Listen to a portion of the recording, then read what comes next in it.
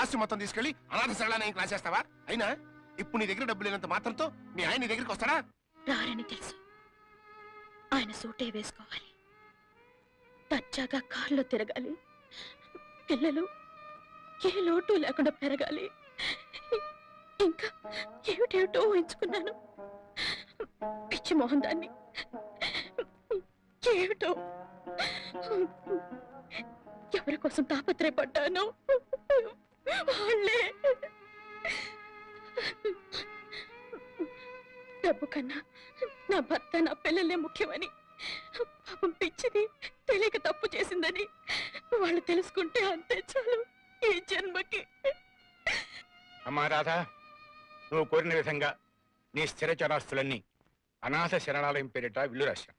ఇదిగో ఇక్కడ సంతకం పెట్టు. ఏంటి పెడతావా?